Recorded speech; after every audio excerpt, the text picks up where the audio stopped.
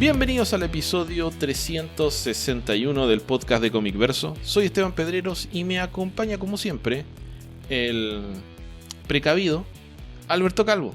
Hola Beto, ¿cómo estás? Hola, ¿qué tal? Muy bien, gracias. ¿Qué cuentas, Beto? Grabamos la última vez hace como, 3-4 días atrás, creo. El viernes. El viernes, sí. Sí, el viernes o el jueves. No recuerdo si fue jueves o viernes, pero sí, tiene muy pocos días. Estamos grabando esto el martes 24 de octubre. Qué maldito condicionamiento escolar. Acabo de recordar que es el Día de las Naciones Unidas. Están menos unidas que nunca. Mientras bueno, leía no la sé fecha. Si que nunca, pero están menos unidas que otras veces. Más bien que estamos en un punto en el que se ha hecho cada vez más evidente lo inútil que es como organización.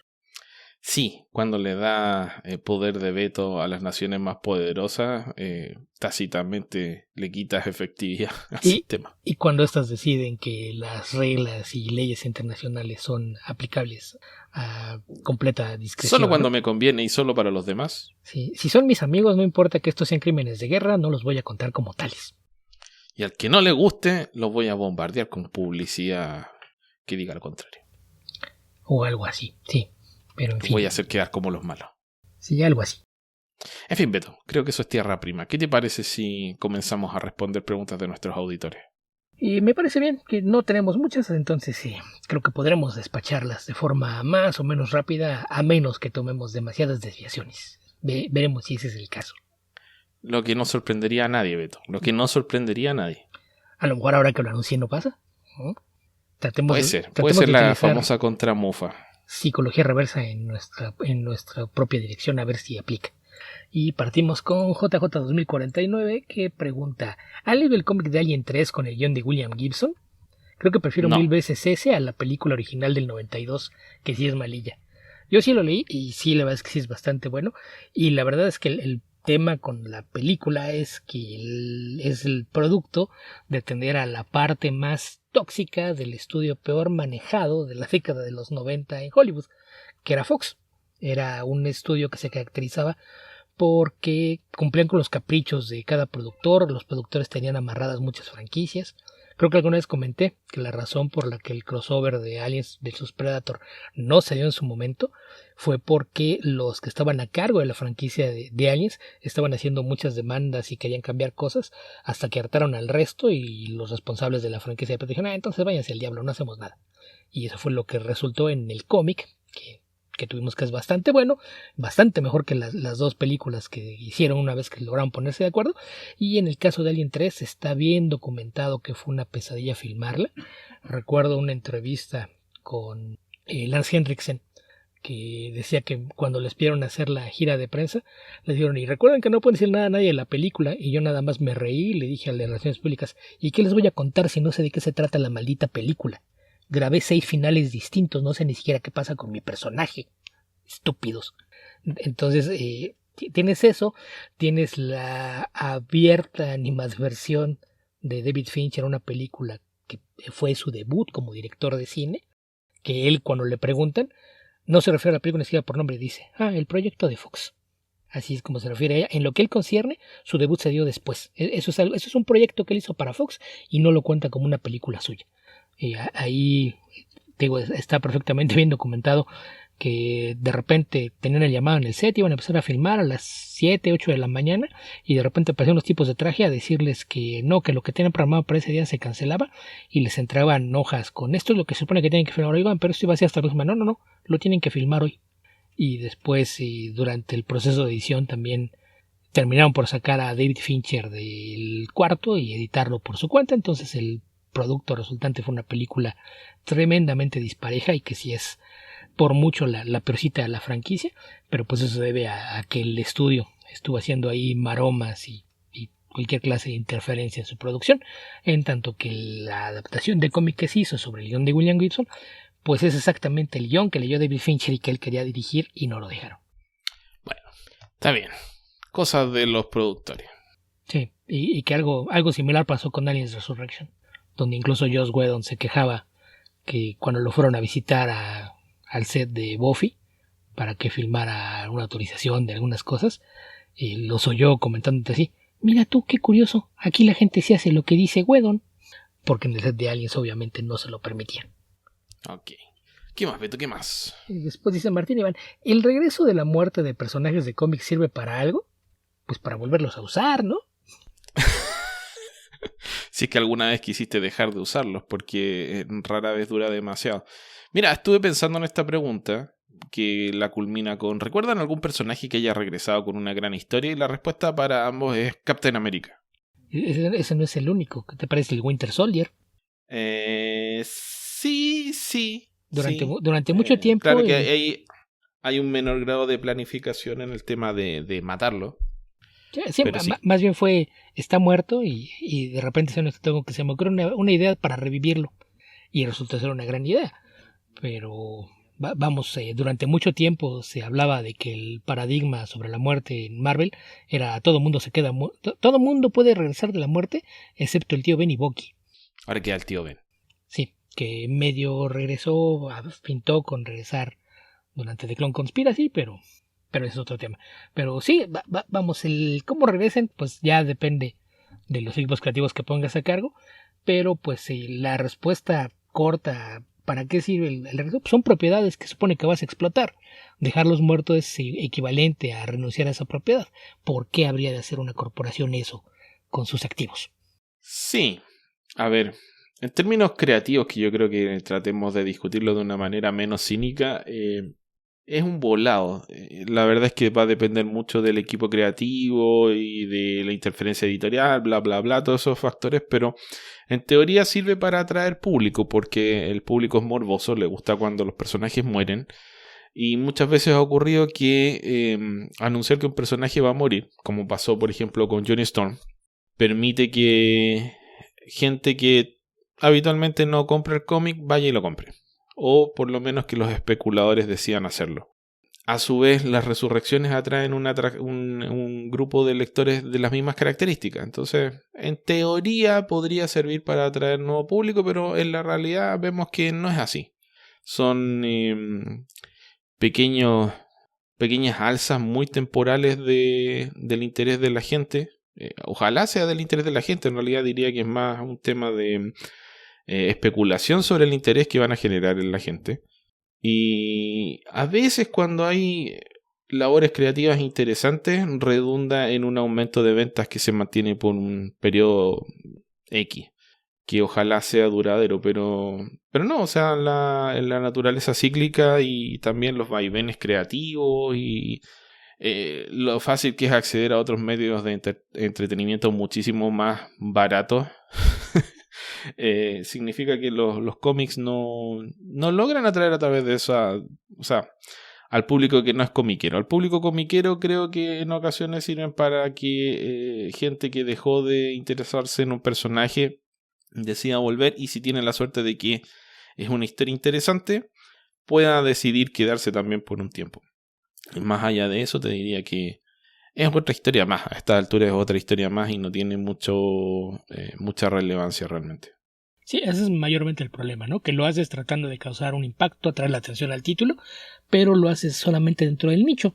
Entonces, generalmente son lectores de cómic que están leyendo otras series o lo que sea y que a lo mejor regresan para ver qué es lo que pasa con un personaje que alguna vez fue de sus favoritos.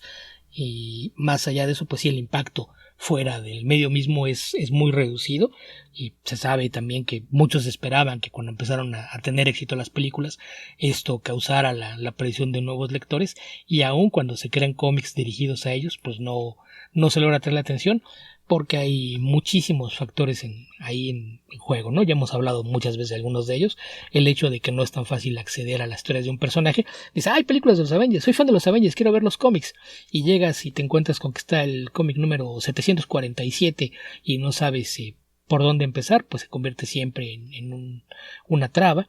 El hecho de que digas, ok. Y que un trade paperback de los Avengers te cuesta lo mismo que, no sé, si estás con promoción 3 o 4 meses de Disney Plus, donde vas a ver todas las películas de los Avengers y todas las películas de los personajes de los Avengers. Un par de meses, tampoco exageres, porque estamos hablando de Estados Unidos y no cuesta lo mismo que acá en Latinoamérica.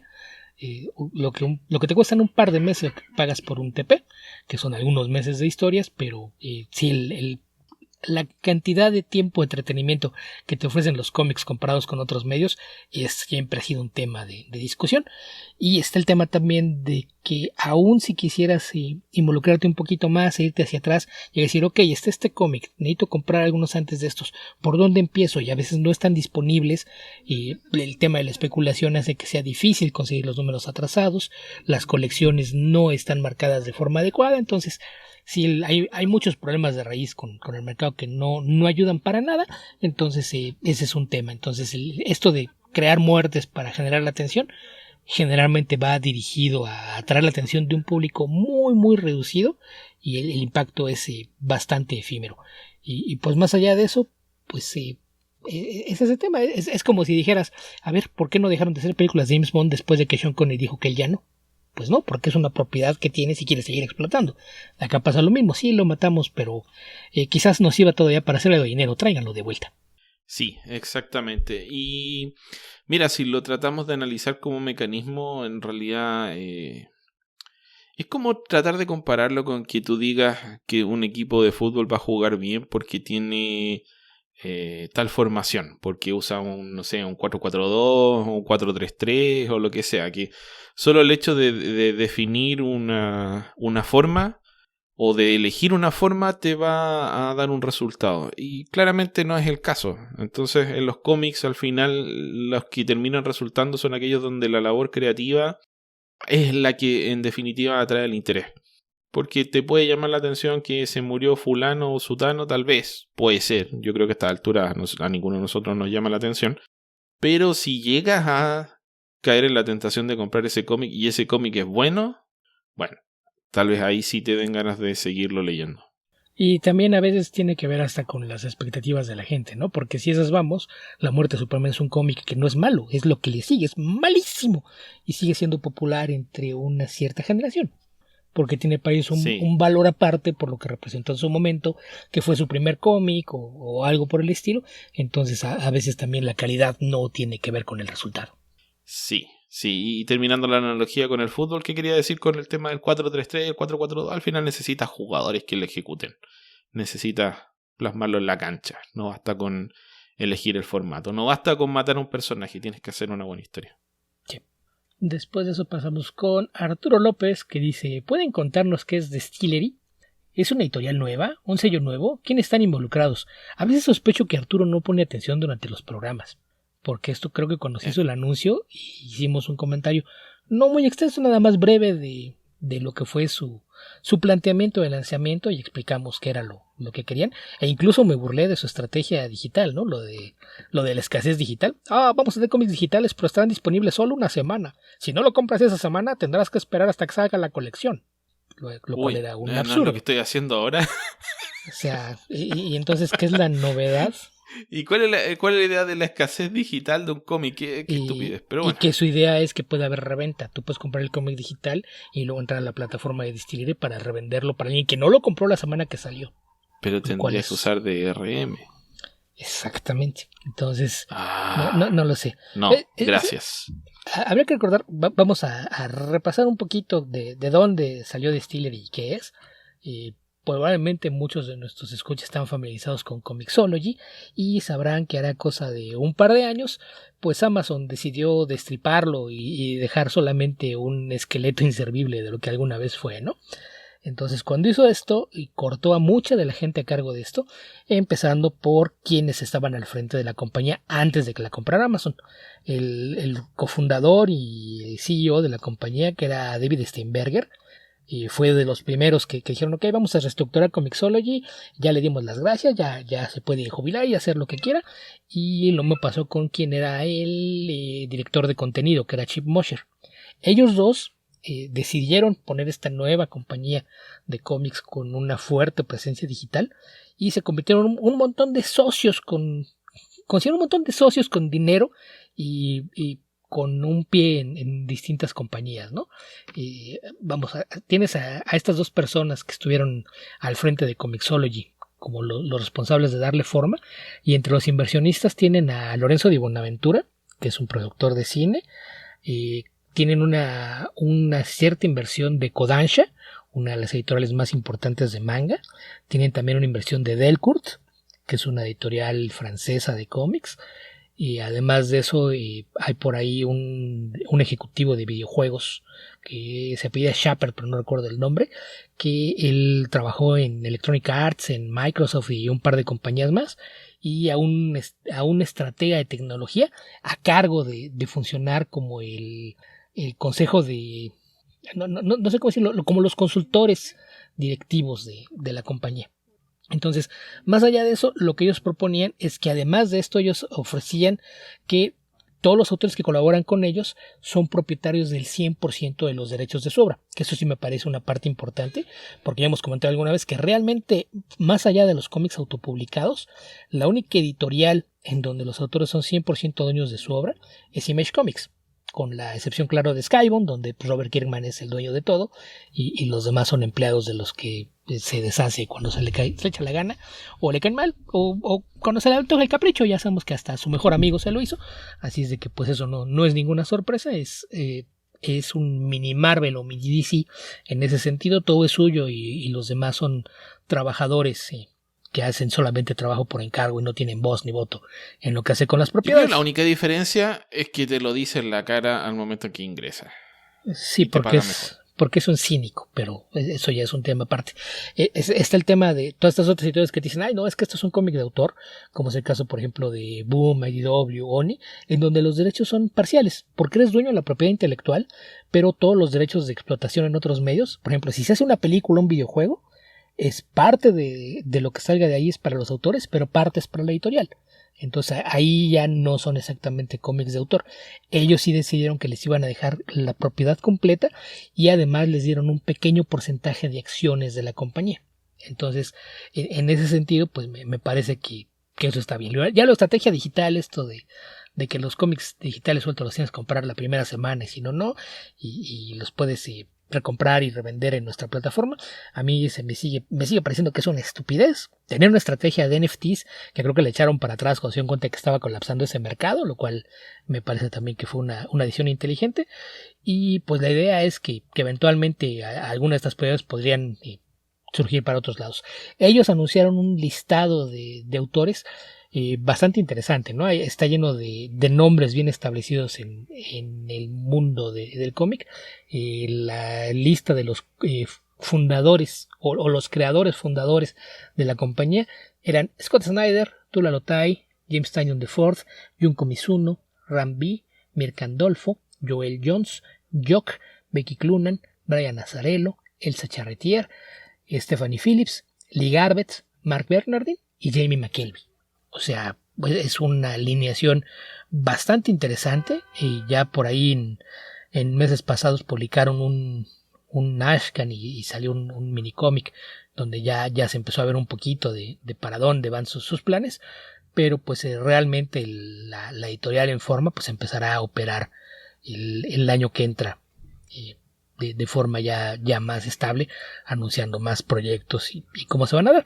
Pero pues ese es el tema. Es una editorial que surgió como una especie de reemplazo de Comixology, pero con también presencia en cómics impresos. Entonces sí, pues eso es más o menos lo mismo que hemos comentado en su momento. Pero yo sigo teniendo mis dudas respecto a algunas de sus estrategias y te digo que el anuncio se dio pues hace varios meses. No estoy seguro de cuándo fue que se dio este primer anuncio, pero sí debe tener varios meses. No fue antes de San Diego, debe haber sido, no sé, en quizás mayo o junio. Y fue apenas en la convención de Nueva York, hace un par de semanas, que decidieron ya hacer el anuncio oficial con una presentación en forma, presentar su primer cómic, que es una especie como de muestrario de las cosas que van a hacer, y tuvieron una fiesta con varios de los autores que participan con ellos. Pero pues ya será cosa en los próximos meses ver el material que existe y realmente poder saber si esto tiene forma de que va a tener algún éxito o no. Pero pues el hecho de que haya tantos creadores de calidad involucrados pues hace pensar que pues al menos tendrán una presencia garantizada, porque pues muchos de ellos ya tienen sus pequeños nichos de mercado que seguramente harán que sus cómics resulten rentables. Ok, Beto. A ver, ¿qué más nos preguntó la gente? Queda una última pregunta casi, que es de JJ 2049. ¿Ustedes por qué creen que se haya puesto fin a la serie original de Hellblazer? Ese por qué es separado a JJ. Separado. Efecto New 52, malas ventas. Más bien decreto. Diría que de arriba. ninguna de las anteriores. Porque se mezclan varias cosas en el término de Hellblazer. Y yo diría que la principal es el deseo de DC de utilizar al personaje dentro del universo DC y sacarlo de Vértigo. Que eso fue una idea de Dan Didio, que todos los personajes que surgieron originalmente en el universo DC salieron de Vértigo, que fue parte de las iniciativas que terminaron por matar a aquel sello. Pero más allá de eso, el tema de las ventas es bastante complicado, porque las series de Vértigo nunca fueron grandes vendedoras en cómics sueltos. Ellas tenían éxito en cuanto aparecían los tomos y llegaban a librerías. ¿Por qué? Porque Vértigo siempre fue un mercado muy distinto al del fulano que va a la tienda de cómics a comprar sus 14 variantes de cómics de superhéroes. Vértigo atacaba un público distinto que le interesaban historias completas. Entonces el mercado de los números sueltos, sí, cuando ves las ventas que tenía Hellblazer, eran números bastante pobres que para un título del DCU pues probablemente lo hubiesen puesto en peligro de cancelación, pero pues hace como 20 años. El tema es que se seguía publicando. Sí, no hubiese seguido vendiendo. Yo recuerdo que el último tiempo en Vértigo andaba por los 3.000, 4.000 copias. Ajá. Y cuando lo cancelaron en el universo DC, andaba por arriba de las 10.000, pero por abajo de las 15. Pero, por ejemplo, las colecciones de Hellblazer promediaban las 15 a 20 mil copias de ejemplares movidos. Entonces, esa era la razón por la que los títulos de Vértigo se manejaban siempre de forma distinta.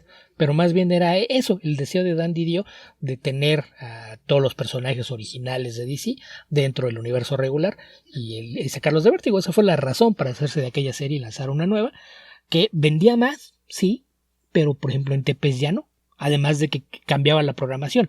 La programación de cómo se hacen los TPs de los títulos de DC es muy distinta a cómo se programan los TPs de Vértigo.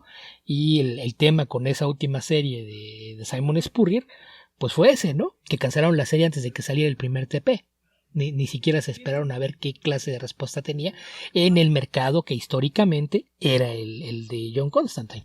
Entonces, tan es así que ya se anunció una nueva serie. Regresan Simon Spurrier y Aaron Campbell. ¿Por qué? Porque se vendió bien el TP. Claro que si los idiotas a cargo de marketing en DC, Didio y todos sus compadres, hubiesen puesto atención a lo que estaban haciendo, no lo hubieran cancelado, lo hubieran seguido y hubiese sido una serie sana. Pero pues ya tenemos bien documentado la cantidad de estupideces que hicieron durante su gestión al frente de la editorial, ¿no? Sí, y hay gente que lo tiene aún mejor documentado que nosotros. Pero claro, o sea, si te pones a tomar decisiones, a ver, si estás sangrando y la gente te dice, ya, ponte un parche curita y tú no sabes dónde porque estás sangrando por muchos lados. Un parche curita, por cierto, es un band-aid, ¿cómo le dicen ustedes, Beto? Curita secas. Ok.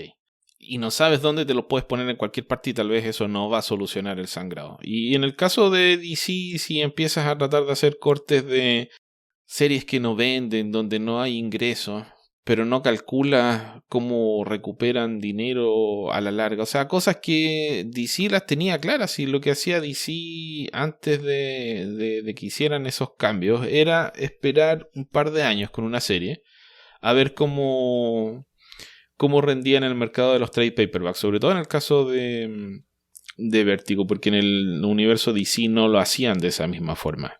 Y si andaba bien, la serie seguía. Que es el caso de muchas cosas, por ejemplo, Why the Last Man. Fables, Preacher. Sí, Fables, pero Fables ya era un éxito, o sea, Fables duró mucho tiempo, pero estaba pensando en series más pequeñas, por ejemplo, esta de Jason Aaron, ¿cómo se llamaba? ¿Skin? No, Scalp debes decir, ¿no? Scalp, esa. Que fueron cosas pequeñas y hubo, incluso DC se da, o sea, Vértigo se da el lujo de repente de publicar pequeñas miniseries, ir tanteando, hacía un trabajo de scouting, de ¿sí? Ir buscando nuevos talentos y ver si encontraba gente que tal vez podía crear esas series, pero que tal vez no había tenido todavía la oportunidad de hacerse un nombre. O las famosas series de miniseries. Las series de miniseries, donde publicabas una miniserie, sí, que sabías que no iba a vender mucho, pero después tenías el tomo, y si al tomo le iba bien, anunciabas una segunda miniserie, y según como les fuera yendo en sus tomos, era que las seguías encargando. Era un formato que también les funcionaba bastante bien con esos proyectos más pequeños que eran de un mayor riesgo, ya tenían un esquema de cómo trabajar y saber que eventualmente iba a recuperar la inversión y generar ganancias. El tema es y hay que muchos de estos escritores que llegaron de ninguna parte, entre comillas. No es que no tenían méritos, pero no eran conocidos. Y se hicieron conocidos en Vértigo. Y después ya tenían todo un universo de series que podía seguir la gente que le gustaba ese escritor o algún dibujante en particular. Hay varios ejemplos de eso. Pero sí. Bueno, se optó por otra metodología. Yo creo que también se sobreestimó el éxito que iba a tener el relanzamiento de los New 52. O sea, claro, en un momento porque parecía que iba sus bien. primeros pero... 2 meses, Claro. que son los que sacas a base de puro marketing. Todo el marketing, y todo empieza de cero. Una vez que la gente lee las historias, si no son buenas, obviamente el éxito se viene abajo. Y si a la ganancia le descuentas el gasto en marketing, quizás la ganancia no era tanta. Sí, eso y la estúpida necesidad de tener siempre 52 series.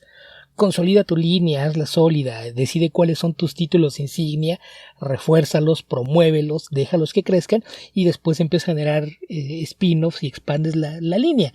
No lo tratas de mantener permanentemente en 52 con muchos experimentos que a veces no superaban los 6 números.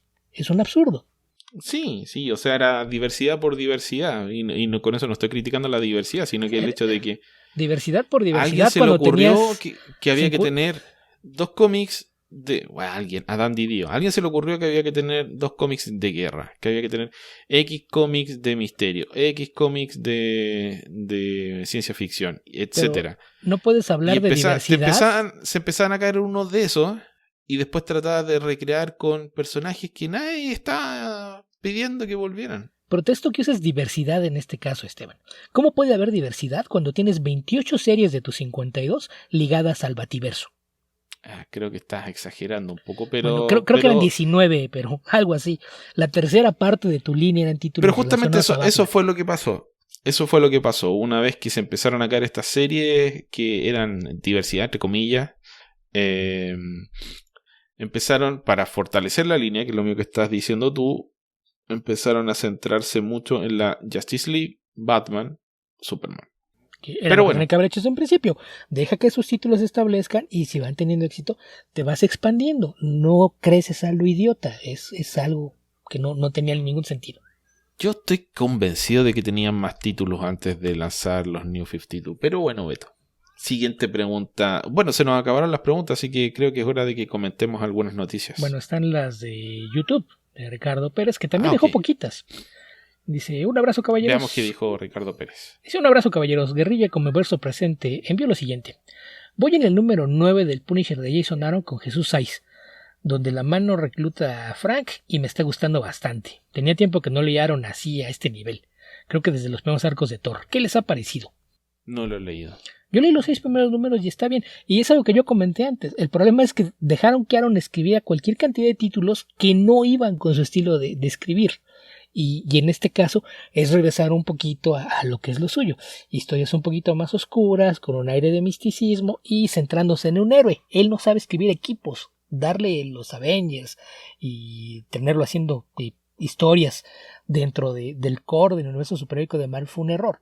Él funciona mejor a un nivel más contenido con un solo personaje y en donde puede tener estos temas místicos un poquito más oscuros y demás, que es algo que le sale bien. Entonces en ese caso pues yo creo que a eso se debe, pero pues sí, partió bien la serie. Yo la verdad es que por distraerme con otras cosas es que no la seguí leyendo, pero los 6 números que leí me gustaron bastante. Ok. ¿Qué otra pregunta, Beto? Dice, en sintonía con mis preguntas del episodio pasado, sé que hubo cómics de Marvel de juguetes de la saga de Crystar, Los Caballeros de Cristal o El Reino de Cristal, algo así. No recuerdo ni los juguetes ni el personaje. ¿Ustedes sí? No, para nada. Mira, yo sé nada más de Crystar porque tengo una amiga que es muy fan de la fantasía. Ya hace un par de años, nada más la vi que puso ahí en sus cuentas de redes sociales. Me recomendaron esto, voy a ver qué tal. Y fue cuando yo dije, ¿qué demonios es eso? Yo fui a buscar y ya descubrí que Crystar era un cómic de fantasía basado en una línea de juguetes que creo que duró 6 meses en el mercado, así es de que no tengo idea. Sé que existen nada más por esa publicación de mi amiga, pero realmente nunca los leí, jamás vi los juguetes y no tengo idea de exactamente qué sea. Sí, yo nada de nada, ni siquiera lo había escuchado mencionar. Después dice, recientemente compré los números de la saga de DC Comics de Night Force, Fuerza Nocturna, escrita por Wolfman. ¿Alguna opinión de esta serie? Se ve prometedora. No. Mira, yo aquí tengo un par de observaciones. Decir se ve prometedora de una serie que hace muchos años que desapareció, no sé si sea la mejor forma de describirlo. 1. Y 2, exactamente a qué versión de Night Force se refiere. Porque según yo hay 3 series. Una que nació en los años 80, que de hecho empezó como un backup en las páginas de los Teen Titans, que era Wolfman con Jim Collan, y que duró poco más de un año, no sé, como unos 15 números quizá. Después de eso, después de Hora Cero, un par de años después, cuando crearon el Weirdoverso, que eran estos 4 cómics medio de tintes místicos de horror, que eran The Book of Fate, Scare Tactics, Challenge of the Unknown y Night Force.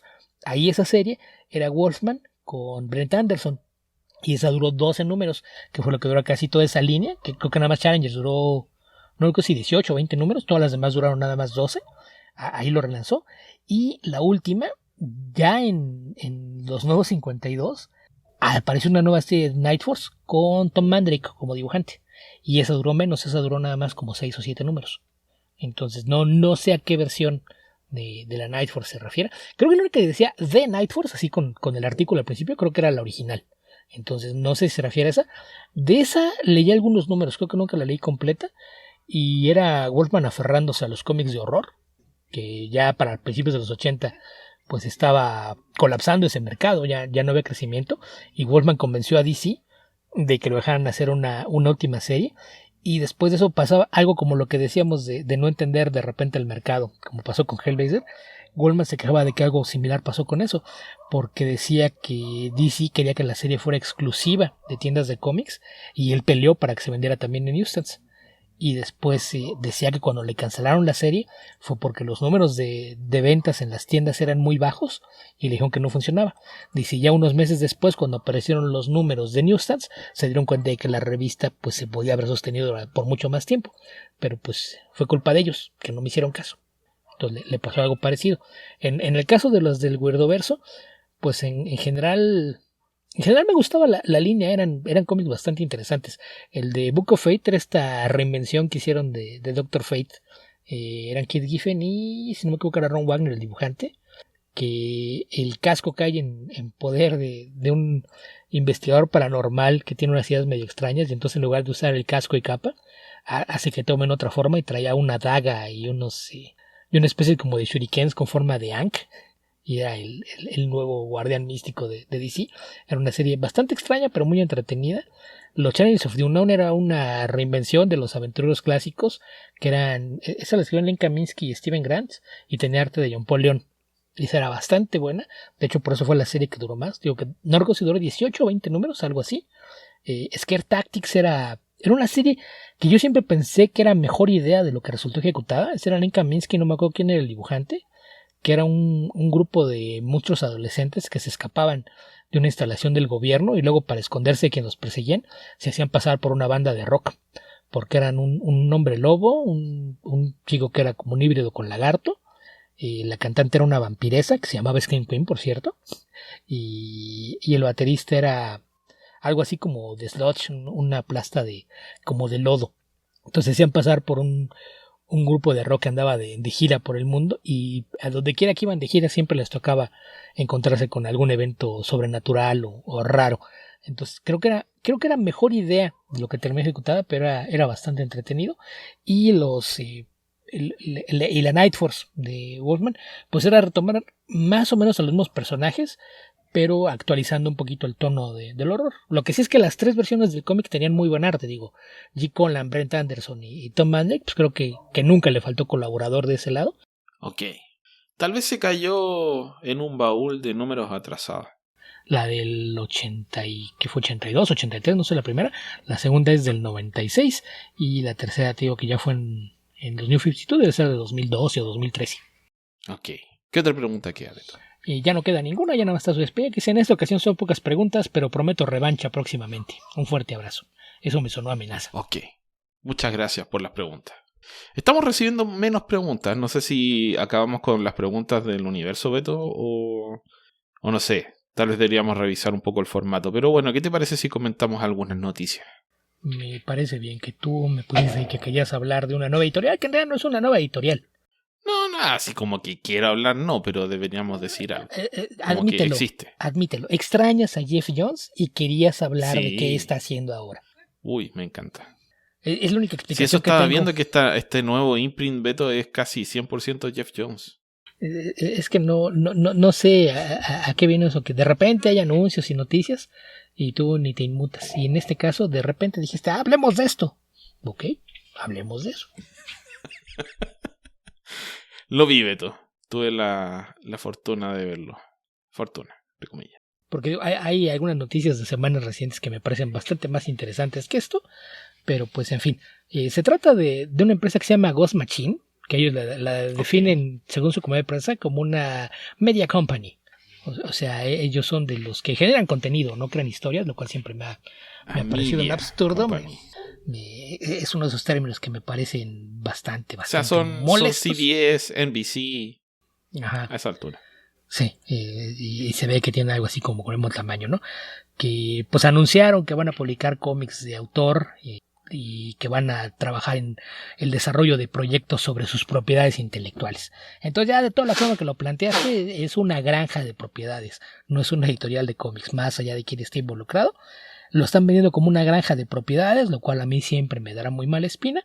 Y dentro de los escritores y artistas que anunciaron como los fundadores de esta iniciativa, pues están Jeff Jones, Brad Meltzer, Jason Fabok, Gary Frank, Brian Hitch, Francis Manapul, Peter Tomasi, Lamont McGee y Meital Schutt, que los dos últimos mucho gusto. Sí, solamente Peter J. Tomasi me genera algo de expectativa. El resto... Gary Frank no. A mí me gusta mucho, pero se asocia siempre con escritores muy malos. Entonces hace mucho sí, que no disfruto. No sé, debe tener muy mal gusto porque es extremadamente talentoso y muy dedicado a su trabajo, pero tiene muy mal gusto. Tal vez gana dinero y eso es suficiente para él, pero no sé. Pero es que entre más le doy vueltas al comunicado de prensa que publicaron, más estoy convencido de que esto es una... Estoy casi convencido de que este es un esquema para generar dinero y darse a la fuga de algunos inversionistas que creen que están descubriendo el hilo negro. Porque lo que hacen énfasis Jones, Meltzer y Brian Hitch en los extractos que declaran ahí es que creen que es el momento de alejarse un poquito de lo superior y hacer cosas nuevas. ¿Perdón? El medio tiene 25 años en que todos los autores empezaron a hacer cosas nuevas. ¿Y acabas de descubrir que quieres algo distinto a superhéroes? ¿Quieres hacer historias de fantasía, ciencia ficción, horror y temas postapocalípticos? ¿Apenas te diste cuenta de que ese era el futuro? No sean absurdos. Y no es que no sean superhéroes los personajes que está escribiendo Jeff Jones. O sea, tuve el infortunio de leer un número de Geiger y era un superhéroe en un futuro postapocalíptico, pero era un superhéroe al fin y al cabo. Y pues también no es tal cual algo nuevo, porque justamente Geiger es uno de los títulos que anunciaron que será parte de la línea. Van a partir con una serie de 2 números que será una precuela a la miniserie que lanzaron hace un par de años. Que como mencionas, es un futuro postapocalíptico, 25 años en el futuro. Pero yo vi el previo de arte, no tuve ni ganas de acercarme a leerlo ni nada. Y sí, ciertamente se ve como una historia de superhéroes. Más allá de eso, anunciaron que en enero va a haber un one shot que va a ser algo así como lo que se llama un primer, un pequeño y una probadita de lo que van a ser los títulos con los que va a partir la editorial, que van a ser 64 páginas y aparecerá en el mes de enero, y del que había un Ashcan que al parecer estuvieron repartiendo durante la convención de Nueva York.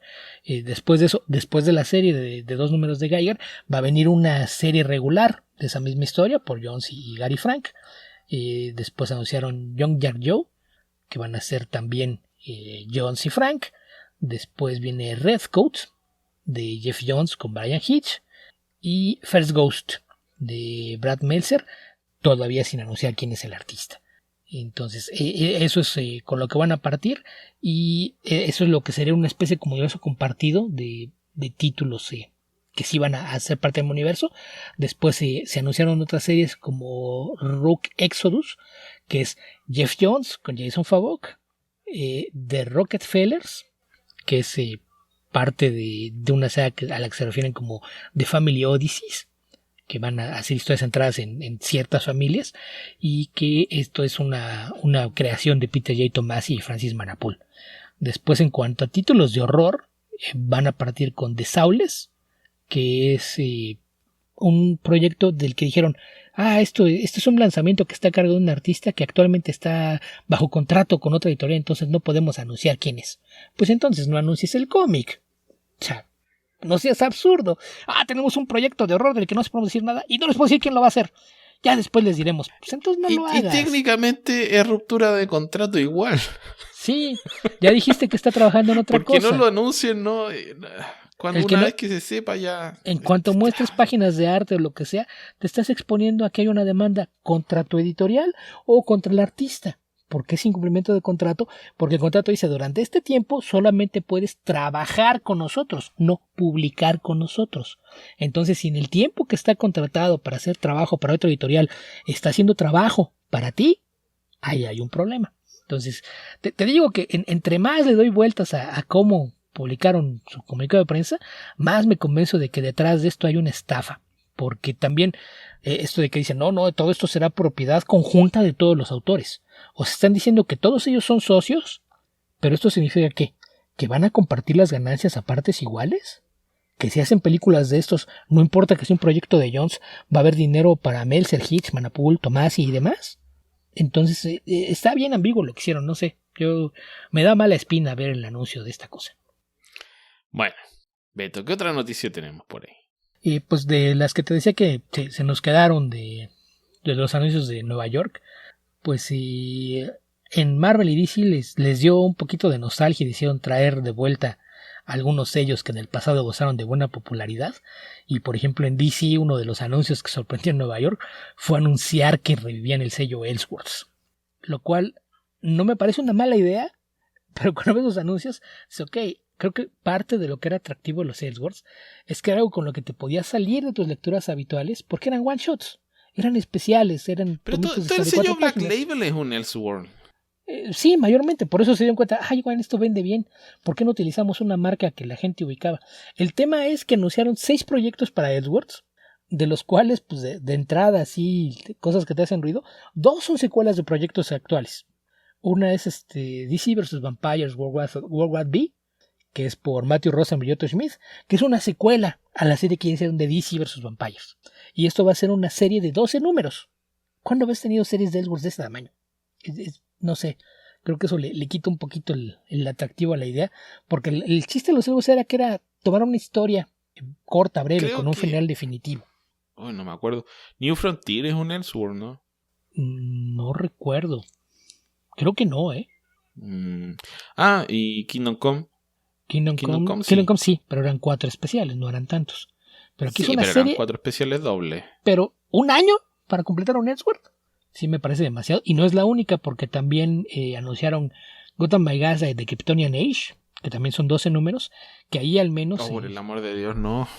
Es una secuela al Gotham by Gaslight original de Augustin Miñola y Peter Russell. Lo escribe Andy Deagle, entonces no sé, la historia puede estar bien. El arte es de Leandro Fernández, o sea, va a estar bien, pero... No. ¿12 números? No. ¿12 números? No va a estar bien eso. ¿Por qué no? Tienes un buen escritor, tienes un buen artista, pero ¿qué idea tienes para hacer un spin-off de esto que tenga que ser 8 veces más grande que el original? Al escritor correcto ni al dibujante correcto. Deagle puede hacer cosas de steampunk. Yo le he leído steampunk a Deagle y no es malo. A Leandro Fernández sí me llama la atención. Yo creo que buscaron a alguien que tuviera uso de claroscuro, pero se les olvida que Miñola ha intentado por Craig Russell y se ve muy distinto a sus cómics de horror, entonces no sé. Habrá que echarle un vistazo ya que empieza a aparecer, pero ese sí, el equipo creativo me genera cierto nivel de esperanza, pero ¿por qué hacer una secuela a un clásico y que es, 8 veces más largo de lo que era la historia original? Mira, yo le tengo estima a Andy Deagle porque hay varios cómics de Andy Deagle que me han gustado. Losers, Adam Strange, algunos de los cómics con Jock, no todos los cómics con Jock. Pero de un tiempo a esta parte diría que no le apuntaba mucho al tablero. Así que no sé, no le tengo ninguna fe. Ok, yo conozco mucho el trabajo de 2000 AD, por eso sé que tiene el rango para hacer muchas otras cosas. Tú me imagino que lo ubicas más que nada por las cosas que he hecho en DC y otras cosas. No, creo que comentaste Thief of Thief, por ejemplo, donde fue uno de los colaboradores. Pero vamos, yo sé que él tiene el rango para hacerlo, pero sí coincido en que a lo mejor Leandro Fernández no es el mejor artista para una historia ambientada en una versión, no sé qué sea, victoriana del universo DC. Sí me parece una elección un tanto extraña, pero pues a ver qué resulta de eso. De las otras series que anunciaron, está Batman The Barbarian, que es literalmente una especie de mezcla de Batman y Conan el Bárbaro en una versión medieval de DC, que se va a ver precioso. La historia no sé, es Greg Smallwood escribiendo y dibujando. Ok. Se va a ver muy bien, a ver qué tal está la historia, pero también 6 números me parece demasiado para una idea que a lo mejor no pasa de ser una curiosidad. Está también una secuela a Dark Knights of Steel, esta historia de Tom Taylor y Yasmin Putri, que va a ser una miniserie de 6 partes, que es Dark Knight of Steel's All Winter, que es escrita por Jay Kristoff y dibujada por Tirso Conce. Entonces un spin-off con equipo creativo distinto, y donde al parecer el gran atractivo es que el centro de la historia va a ser una versión de Deathstroke, que es un vikingo. Es un vikingo berserker, lo cual suena entretenido, pero igual, 6 números, creo que es una historia que pinta como más con una curiosidad que para algo que puedas extender más tiempo. Entonces, a ver qué tal le va eso. Anunciaron también Batman Nightfire, que es un proyecto de Batman escrito y dibujado por Clay Mann, que trabajará con su hermano como entintador, que también es una miniserie de 6 números. No, Clay Mann. Michael Mann es un director de cine. Por eso, el hermano de No, el hermano de Clay Mann es Michael Mann. Seth Mann, que hace muchos años que es su entintador. Y el otro proyecto que anunciaron es una serie de Green Lantern en un mundo postapocalíptico con zombies y cosas por el estilo, que es una miniserie de 7 partes de Ted Brombal y Walter de Ledera, donde Green Lantern es la última heroína sobre la faz de la Tierra, pero cuando el mundo más la necesita, desaparece. Entonces, no sé, esta suena pésimo, Beto. El arte se ve muy bonito. Yo vi por ahí mostrando algunas páginas de Walter de Ledera, y una chica que estaba cubriendo los paneles dice que pudo leer el primer número y que pinta bastante interesante. Habrá que ver qué tal. Ted Brombal no es mal escritor, habrá que ver por dónde va esa historia, pero insisto, el hacer miniseries y series largas con estas ideas que generalmente se prestaban para hacer experimentos más contenidos es lo que me hace un poquito de ruido. A ver qué tal les va cuando empiecen a aparecer. Pero encuentro curioso que el planteamiento de la historia diga que la última esperanza, la última heroína es Green Lantern, y en el momento en que más se la necesita no está. Porque si me dijeras en el momento que más se la necesita no tiene sus poderes, yo diría, ok. Pero pues se las tendrá que arreglar sin poderes. Pero eso ya puede ser cosa no del está, copy. es como extraño. No está, quizás está incapacitada de presentarse. Eso puede significar muchas cosas. No es que si fuera el irresponsable de Hal Jordan. De entrada es una mujer, lo cual ya es ganancia. No tendremos tantos problemas de carácter que son los que nos molestan de Hal Jordan, lo cual siempre se agradece, pero pues a ver qué tal. Digo, ya será cosa cuando empiezan a aparecer los previos de estas historias, ver para dónde van. Después, pasando al lado de Marvel también hizo una serie de anuncios curiosos e interesantes. Quizás lo más llamativo, pues obviamente es lo que se viene con los X-Men, que será el fin de la era de Jordan White como editor de la línea, y que están anunciando como el cierre de la era de Krakoa, y que pues para fines prácticos va a girar alrededor de 3 miniseries que van a ser Fall of the House of X, una miniserie de 5 números por Jerry Dugan y Lucas Werneck; Rise of the Powers of Ten, miniserie de 5 números por Kieron Gillen y R.B. Silva; Resurrection of Magneto, miniserie de 4 números por Ali Ewing y Luciano Vecchio, y todo esto partirá durante el mes de enero. Creo que la primera semana es la primera parte de la primera miniserie, la segunda semana parte de la otra, y la última semana del mes y la de Magneto. Pero pues son Jerry Dugan, Kieron Gillen y Ali Ewing. Me parece que es una tercia de escritores más que capaces, y lo que están haciendo con los X-Men pues parece que ha ido bastante bien, y pues para fines prácticos esto será su despedida de la saga, una vez que se prepara para el cambio de administración con los títulos de mutantes. Pues habrá que ver de qué forma lo cierran, pero pues el solo hecho de que estén utilizando versiones que tienen que ver con lo que inició de Dawn of X, que eran House of X y Powers of Ten, que aquí serán Fall of the House of X y Rise of the Powers of Ten, pues me hace pensar que están pensando en darle un cierre de forma circular a todo esto. Ok.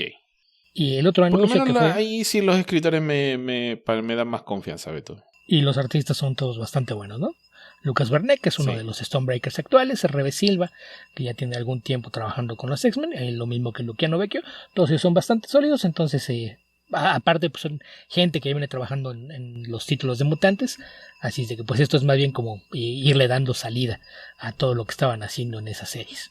El otro anuncio que hicieron también, esto fue dentro del panel de The Next Big Thing, que es algo que Marvel hace anualmente de hacer sus anuncios principales para los primeros meses del año siguiente, pues es también una especie de regreso de la línea Ultimate, que ya sabemos que está apareciendo actualmente una historia por ahí de Jonathan Hickman con Brian Hitch, que pues aparentemente será el último que haga Hitch antes de hacer cómics en exclusiva para la estafa que ya comentamos. Y pues a ver qué es lo que van a hacer con esto.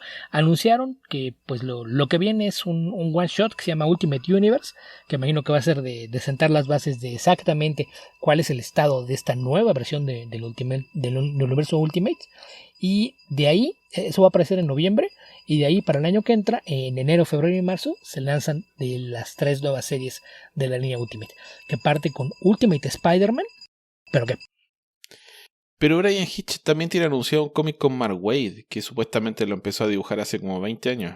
Algo así. No recuerdo cuál era. a lo mejor ya lo acabó.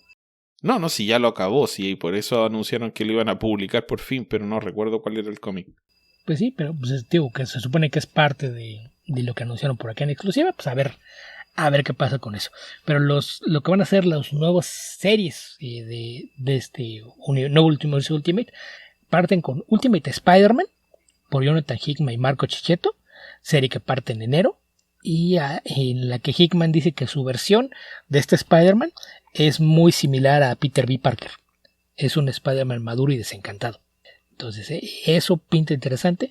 Buen escritor, buen dibujante, una premisa interesante. Generalmente puede ser algo bueno. Aparte le están dando control a Hickman de este rincón del universo Ultimate. Eso generalmente son buenas noticias.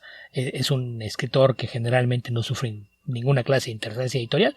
Entonces habrá que ver por dónde va eso.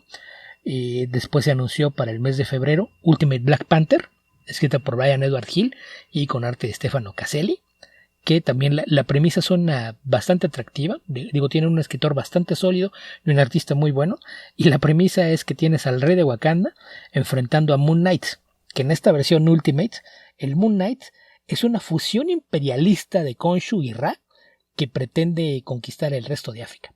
Lo cual, todas las implicaciones políticas que tiene, y conociendo a Brian Edward Hill, eso pinta bastante interesante. Entonces, esas son las cosas que sí me interesa echarle un ojo. Y por último, para marzo vendrá Ultimate X-Men, escrito y dibujado por Peach Momoko, y que tendrá como personaje central a Armor, que va a partir con la historia de cómo descubre que es una mutante y que descubre que no es la única. Y a partir de ahí va a ir juntando un elenco de mutantes, tanto reversiones de mutantes conocidos como personajes nuevos, todos ellos creados por Peach Momoko, para explorar los temas de pertenencia y otredad que son centrales a los X-Men. Es otra serie que, entre premisa y persona responsable a cargo de la serie, me llama bastante la atención, aparte de que me gusta que decidieron hacerlo contenido. 3 series, cada una de ellas con una idea clara de lo que quieren hacer y que no necesariamente van a conectar una con la otra. Entonces, en ese sentido, me gustó la forma en la que se hizo ese anuncio, y que van aparte con lanzamientos escalonados, ¿no? Uno en enero, uno en febrero y uno en marzo, aun cuando la idea es que las 3 sean series regulares. Ok. Es The Last Days of Lex Luthor, el proyecto de Mark Waid con Brian Hitch, Beto. Yo pensé que ya había salido. Puede que ya haya salido, Beto, es posible. No, yo me acuerdo haberlo escuchado, no me acuerdo cuándo lo escuché. Lo que sí iba a comentar es que encontré aquí un adelanto porque lo entinta Kevin Nolan. Ok. Y no, ni Kevin Nolan lo arregla, Beto. No me gusta. Ok. Y ya para hacer con las cosas de Marvel, también anunciaron dentro del mismo panel algunas series contenidas. Una miniserie de 6 números de un futuro distópico que se llama Avengers Twilight, de Chip Zdarsky con Daniel Acuña, buen equipo creativo. en la Sí. que veremos a un retirado Steve Rogers que está en una versión próspera pero imperfecta de América, donde la libertad es una ilusión, los Avengers son extraños y todos sus amigos están muertos. ¿Cómo puedes unir a los Vengadores en un mundo que no los quiere? Suena interesante. Generalmente es Darsky, hace buenas cosas. Aparte tiene un artista bastante sólido a su lado. Eso pinta bastante interesante. Anunciaron también de forma un poquito más vaga, como para la primavera de 2024, un crossover de vampiros. Lo cual a la primera es la clase de cosas que puedes decir, otra vez. Pero el equipo creativo es lo que dice, ok, estoy escuchando. Escrito por Jed Mackay, dibujado por Pepe Larraz y con colores de Marte Gracia. Lo cual hace que lo que sé que está en plano se ve un poquito más atractivo. Y Jed Mackay dice, sí, lo tenemos todo. Vamos a tener a la Midnight Mission que hemos visto en Moon Knight, a los Avengers, al Doctor Strange, a Miles Morales y a Blade. Y más vampiros de los que quepan en la página. Y conociendo a Mackay, pues eso debe pintar para ser al menos muy entretenido y con un arte espectacular. Ok. Y Beto, me estoy quedando dormido. Ok. No, lo confieso. Ok, tratemos de No darle es salida producto, rápido. no es tu culpa, sino que la alergia estuvo muy fuerte hoy día. Me tuve que tomar 3 antihistamínicos y me está haciendo efecto. Ok, el último anuncio de Marvel es de los Infinity Comics, que son sus cómics digitales. Anunciaron una serie que pinta divertida, se llama Infinity Post. Es escrita por Jason Lu y Nao Fuji, par de autores que han trabajado mucho en sus cómics digitales, que en la primera de 2024 van a tener un crossover, un juego de palabras ahí entre crossover y garras, en el que van a juntar a Jeff de Landshark, Chewie, Alligator Loki y Loki de Pizza Dog en una sola historia. Eso pinta ser puritita diversión. Sí, eso suena bien, Beto. Y hablando de los estudios que funcionan dentro de Image, pues Rick Remender hace mucho que puso un sello, ¿no? Todos sus cómics aparecen bajo el sello de Giant Generator, pero pues tú lo entendías como que nada más era una entidad legal para cubrir todos sus productos, y parece ser que ahora sí decidió ya expandirlo. De entrada anunció una nueva colaboración con Bengal, un cómic de superhéroes en un mundo postapocalíptico llamado Napalm Lullaby, en el que un teócrata tiene al mundo sumido en la pobreza, pero 2 de sus hijos bastardos planean rebelarse en su contra y alterar el status quo del mundo. Eso será una serie regular, escrita por Rick Remender y jugada por Bengal, que tiene una premisa interesante, habrá que ver qué tal funciona. Y el otro cómic que anunció es uno que se llama Gromets, que es coescrito por Remender con Brian Posehn, dibujado por Brett Parson, que es un artista que hasta donde sé es inglés y creo que también viene de la 2000 AD, y con el colorista moreno de inicio, que era el que se encargaba del color en Black Science, que se veía bastante bien. Y esa es una historia que tiene lugar a mitad de 1984, que sigue a 2 chicos de hogares problemáticos en Sacramento que se convierten en patinadores, pero de patineta. Que de hecho Grommet es una forma de referirse a los skaters o a los surfers jóvenes y con posibilidades de crecer. Ahí, pues eso es la clase de cosas que de repente a Remender le da por hacer cosas nostálgicas, a veces basadas en experiencias propias, pues a ver qué tal funciona eso. Y lo que me llamó la atención fue que Remender también anunció que hay varios artistas con los que ya firmó tratos exclusivos para hacer proyectos de autor, probablemente con él como escritor. Además de Bengal y Brett Parson, anunció que los artistas con los que ya firmó un acuerdo son Daniel Acuña, André Lima Araújo, Paula Saceta, Roland Boschi, Max Fiumara, J.G. Jones, Francesco Mobili, Yannick Paquet y Greg Tocchini. Pequeña alineación de desconocidos. Miércoles. Pequeña alineación de desconocidos. Sí, voy a seguir haciendo cómics de autor los próximos 2 años. Miren, ya estos son los amigos con los que voy a hacer mis cómics. No más. Sí. No me los toquen. Les aviso que son exclusivos. Ni siquiera los llamen. Así de que pues todavía no hay fechas o proyectos para ellos. Los ¿Pero 2 cómics anunció. ¿Cuántos cómics puede escribir Rick Remender, Beto? En algún momento estoy escribiendo 5 o 6 cómics mensuales y probablemente por eso. El último par de años ha estado calladito, no sabes qué tanto tenía avanzados algunos de estos proyectos. Puede ser. Y el hecho de que tenga ya un coescritor acá en Brian Posehn, no sabes también si se va a dar este caso de coescribir con otras personas, ¿no? En donde él haga a lo mejor un esbozo de la historia general y alguien más se encargue de llevarlos a puerto. O si algunos de estos artistas van a publicar cosas que ellos mismos escriban o que ellos coescriban con Remender. Pero la elección de artistas, Sí, pues, sí, todas esas posibilidades existen, Beto, pero así como lo leíste, sonó a otra cosa, Beto. digo, sí, pero es la alineación. Sonó como, O sea, mire, a ver, voy al buffet, pero ven quiero con todos los esto, que va a colaborar. quiero esto otro, Sí, sí, deme bueno. todos los platos, y esa gente no, que espere nomás a que vuelvan a cocinar. Sí, o sea, la alineación, o sea, Mengal, Daniel Acuña, Lima Araújo, Azaceta, Fiumara, J.G. Jones, Yannick Paquet, Móvil y Tochini. ¿Qué pero le pones esa alineación? Está... Ninguno. Se ve mucho más impresionante este mini anuncio de Remender que nadie peló que el anuncio de Ghost Machine. Sí, hay algunos que no son de mi total preferencia, pero no los puedo criticar realmente. Mira, yo Hay cosa de gusto, todos ellos, de Roland Bosch, yo nada más he visto lo que hizo en The Scumbag, que me deja con sentimientos encontrados, pero todos los demás los veo de sólidos a buenos a excelentes. Pero Scumbag tiene buen dibujo, lo que no tiene es buen guión. A mí J.G. Jones es un dibujante que no me gusta. Tiende a ser muy no lo tieso. puedo criticar por... Sí, no lo puedo criticar, no puedo decir que sea malo, solo puedo decir que no me gusta. Lo preferirías haciendo portadas, que siempre son muy bonitas. Y hasta por ahí nomás, tampoco me parece que sean unas portadas tan espectaculares, la verdad. Sí, y por ejemplo, Paquete y Fimara me parecen muy sólidos, pero Tocchini, cuando tiene tiempo para trabajar y no cae en las páginas de esta sí le acabó la carrera, es muy bueno. Francesco Móvil, y nunca le he visto algo malo. Y me salté uno, fíjate, no había leído a Mike Hawthorne. Por si me faltaba alguno. Okay. Digo, Lima Araújo, aquí comentamos hace algunos meses a Radio Seeds for Vengeance, que es muy bueno. Azaceta es un artista muy, muy sólido. Acuña es de sólido rayando lo espectacular. Entonces, sí esta alineación tal vez, está. ¿Cuál será el proyecto de más alto perfil que ha hecho Azaceta? Este que hizo con Mark Waid, ¿no? Era ¿Cuál hizo? Irredeemable. No, él estaba con él en... ¿cómo se llama? Potterfield, ¿no? Sí, pero Potterfield eran 3 números nomás. No fue una serie más larga también que hizo con él. Bueno, ya me voy a acordar. Pero Azaceta es un tipo que es muy talentoso, que ha tenido una carrera, yo diría más bien, ha pasado bajo el radar. Sí, esos artistas que a veces no, como que le falta el proyecto que lo lance, ¿no? Porque según yo de sus proyectos largos, pues hizo Outcast con tu amigo Kirkman. Okay.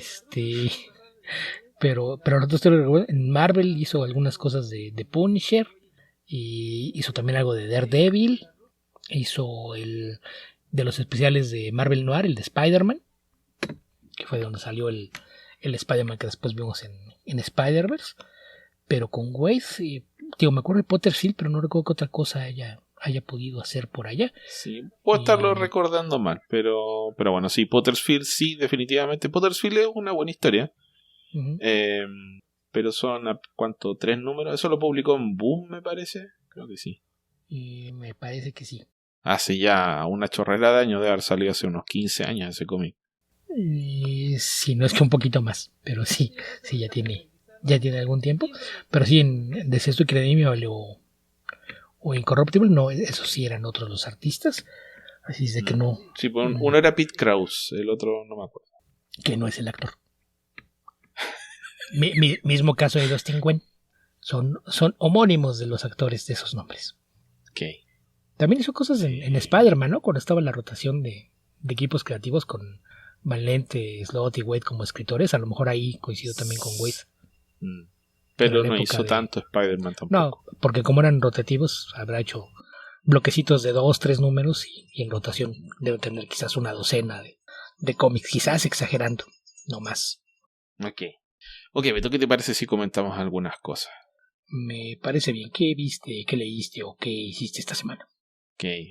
Me pasaron cosas de la vida real, más que nada, Beto, no tuve tiempo de leer cómics, así que vamos a omitir eso porque no es tierra prima. Si ustedes deciden aumentar sus donaciones en Patreon o inscribirse en nuestro Patreon y llegamos a los $50, recuerden que nuestro premio largamente dilatado es que tengamos el regreso de tierra prima. Bueno, terminé de ver Ted Lasso, Beto. Esteban, eso no tiene absolutamente que ver con cómics, ni con ciencia ficción, ni con fantasía, ni nada por el estilo. Pero es lo que hice. Ok.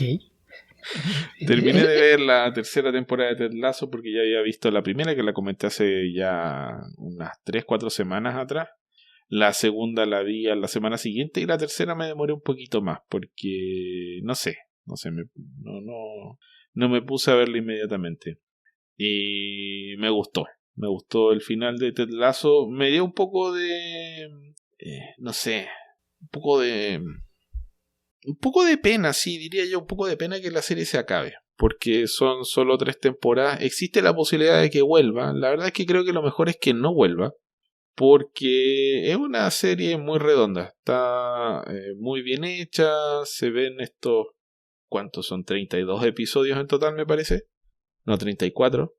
Y el arco de los personajes está muy bien hecho. O sea, roza la inverosimilitud en temas, en la medida que te adentras o sabes un poquito de la Premier League. Y hay algunos, no sé, si quieres detenerte en eso, pero realmente no tiene mucha importancia.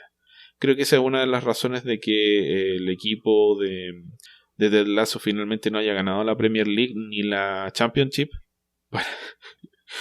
que no tenga trofeos que nunca pudo ganar, pero consigue algunos premios. Por ejemplo, en la primera temporada, spoilers, el equipo de Ted Lasso desciende.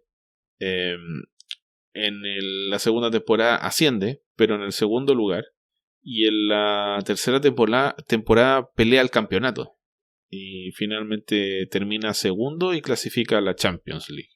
Lo que se presta para algunos chistes de Ted Lasso. Pero bueno, aquí el tema en realidad, más que lo que pase con el equipo, es lo que pasa con los personajes. Y es una serie que, si andas de mal humor, si hay mucho cinismo, si viste las noticias y está todo mal, si en tu trabajo nadie te pesca o pasó algo malo en general en tu vida y no has visto Ted Lasso, ve Ted Lasso. Es mejor que, no sé si es mejor que algunos medicamentos que se utilizan para la depresión, pero definitivamente te va a subir el ánimo. Que creo que es la mayor virtud, el afán de hacer una serie bien intencionada y sin cinismo, sin decir, no sé, esconder alguna cosa detrás, tener esa aprehensión por parecer una persona ingenua, por escribir una historia muy bien intencionada. Y eso es Ted Lasso finalmente, está pensada para eso. Tuvo su mayor éxito en el periodo de la pandemia, donde la gente estaba encerrada, y ciertamente que ver una historia motivante era una muy buena idea, mejor que lo contrario, y funciona en cualquier época. Incluso si no te está pasando nada malo, igual te va a parecer que aspirar a un mundo mejor, que es lo que propone Ted Lasso, que va desde de lo que uno le otorga al mundo, de la manera en la que uno influye en que el resto de las personas también compartan esos anhelos, es bastante no sé, esperanzador. A mí me gustó. Así que voy a usar esos adjetivos que suelo no utilizar demasiado, Beto, por este corazón grunge que tengo. Ok. No creo que valga la pena comentar más detalles sobre el guión, pero a ver, creo que la forma en la que tratan a Ted Lasso, que es algo así como, mira, sin exagerar demasiado, creo que es como un Jesús del psicoanálisis, algo así. Porque el personaje es muy bien intencionado, tiene buenos sentimientos, etcétera, pero carga con una serie de dramas muy profundos. Uno es, spoilers, el suicidio de su padre cuando tenía 15 años. 2 es su inminente divorcio, que termina siendo un divorcio al terminar de la primera temporada. Entonces tiene que lidiar sobre todo en la tercera temporada, tiene que lidiar con sentimientos complejos. De partida, su divorcio es una decepción grande en su vida, entonces le genera una ansiedad y una angustia muy grande, sobre todo estando lejos de su familia y de su hijo, que le empieza a afectar su trabajo, le genera crisis de pánico. Ya la tercera temporada no solo se divorcia, sino que empieza a ver cómo su mujer se aleja. No solo que se divorció, porque tal vez si tú te separaste de alguien piensas, sí, se fue, pero no sé, tal vez podamos volver, tal vez podamos recomponer las cosas. Pero una vez que empieza a ver que su esposa se aleja, que conoce a otra persona, que empieza a hacer su vida por otro lado, se agudiza esa crisis porque el personaje pasa a ser a darse cuenta que es una situación que es probablemente irreversible. ¿Y por qué digo que es Jesucristo de esto? Porque un poco es un personaje que es un mártir. O sea, por un lado presenta esta cara amable, que no es falsa, no es que sea como el payaso que ríe mientras hace el show, sino que él tiene esas buenas intenciones en general, más allá del sufrimiento en el que está. Y por otro lado, carga con ese peso de estos problemas. Entonces la serie en muchos aspectos te invita a ver si algunas de estas situaciones que enfrenta no solamente Ted, sino que el resto de los personajes te pasan, y te propone otras soluciones, aparte de, no sé, de las que se te pueden ocurrir por tu cuenta. Por ejemplo, visita a un psicólogo o un psiquiatra, toma medicamentos. Tal vez eso no resulte, pero trata de hacer un cambio positivo en tu vida. En fin, cosas que te puedan ayudar a sobrellevar las penas que tenemos todos realmente, por un motivo u otro. Así que eso es muy reconfortante a la hora de ver la serie. El resto de los personajes, por supuesto que también son interesantes y todos tienen sus distintos dramas que no creo que valga la pena ahondar en cada uno de ellos, pero eso, Ted Lasso, gran serie, Beto, gran serie. Ok, nada que ver con lo que comentamos aquí, pero está bien. Ok, ¿tú qué quieres comentar, Beto? Pues solo para contrarrestar, y ya que empezaste a poner el desorden, ahora voy a hablar de una película de horror, fíjate. Que al menos podría decir exactamente lo mismo que me dijiste cuando empecé a hablar de Ted Lasso, pero dale, Beto. Tiene ciencia ficción y es comedia, entonces yo de ahí sí tengo de dónde colgarme para decir que está justificado que la comente aquí. De entrada está llena de referencias a Volver al Futuro. Así es de que en ese sentido tiene muchísimo más sentido comentarla que Ted Lasso. De entrada es una producción de Jason Blum, que es uno de los nombres más importantes en el horror de los últimos años, y es una película dirigida por Nahnatchka Khan, que es más famosa por su trabajo como guionista de diversas comedias. Ella escribió durante algún tiempo, fue parte del staff de escritores de Malcolm in the Middle, y es la creadora de Don't Trust the Beach in Apartment 23, que es protagonizada por una actriz que también tiene su... Kristen Ritter. Que tiene su pasado nerd, lo cual también lo convierte en un lazo más para por qué comentarlo aquí, y que pues su debut como director se dio hace un par de años con una comedia romántica. También por Dawson, de Dawson's Creek, también. James Vanderbilt, que aparece como él mismo, que es algo que hace bastante en sus proyectos.